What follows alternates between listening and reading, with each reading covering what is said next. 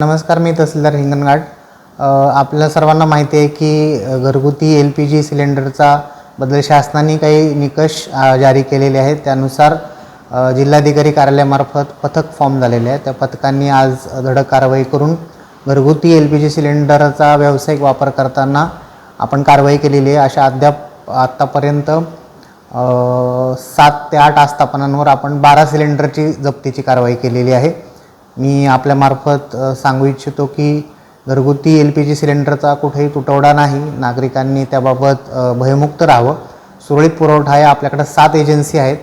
7ही ठिकाणी सिलेंडरचा पुरवठा सुरळीतपणे सुरू आहे। सिलेंडर जप्त केले आहेत आणि आज 5 आस्थापनांवर 5 ठिकाणी आपण 12 सिलेंडर जप्त केलेले आहेत। आज आपण पूर्ण हिंगणघाट शहरामध्येच कारवाई केलेली आहे। नांदगाव चौकामध्ये काही कारवाई केलेली आहे। आपले पथक सदैव फिरते राहणार आहे। मी सर्व व्यावसायिक वापर करणाऱ्यांना पुन्हा एकदा आवाहन करू इच्छितो की शासनाने जीवनावश्यक वस्तू अधिनियम हा कायदा लागू झालेला आहे। तसंच लिक्विफाईड LPG गॅस 2000 हा सुद्धा कायदा लागू आहे। तरीही अशा प्रकारे घरगुती गॅसचा अवैधपणे व्यावसायिक वापर करू नये।